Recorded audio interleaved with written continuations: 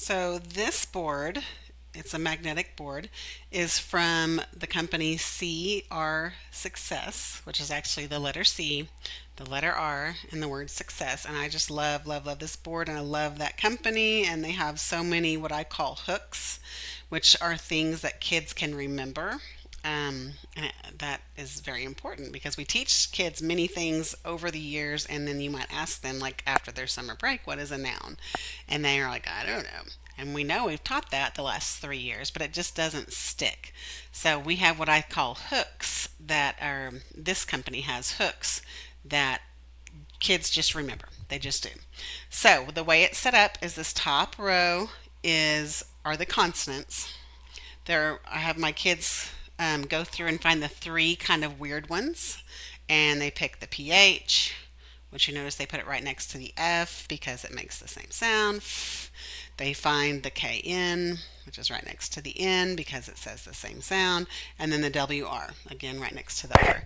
And I may have them with a dry erase marker go ahead and cross out what we call ghost letters, W and ghost letter K, on their board with dry erase, just to help them remember that that's the one we don't actually say.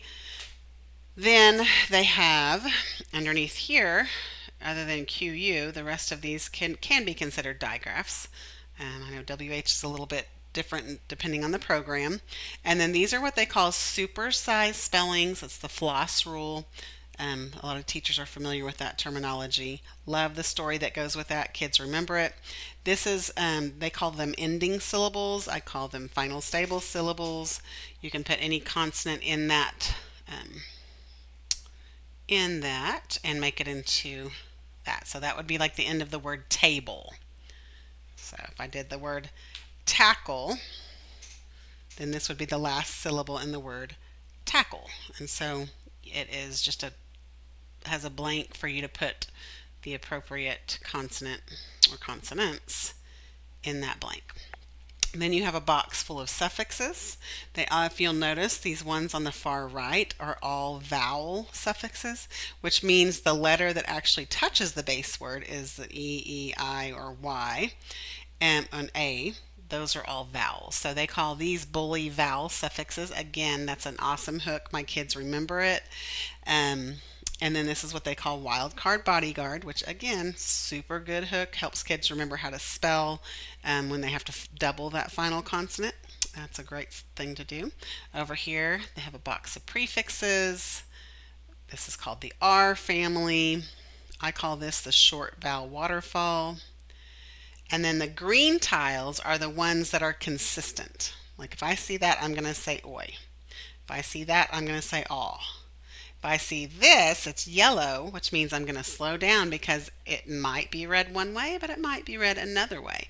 And so it's kind of like a slow down, think about it, because it could be read or E or A. And so the yellow ones are kind of like, they're somewhat consistent, but there's some variations. And then the red ones are just kind of the ones that make absolutely no sense, at least to some degree. Like, why does that EIGH, why does it say A? You know, so that's going to, you just kind of have to memorize those for sure.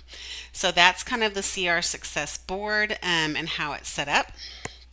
And oh, I'm sorry, I almost forgot silent magnetic key. So I'm going to go over a couple of the different what I call hooks that they have in this program to kind of show you how it works. But that's again the letter C, the letter R, and the word success.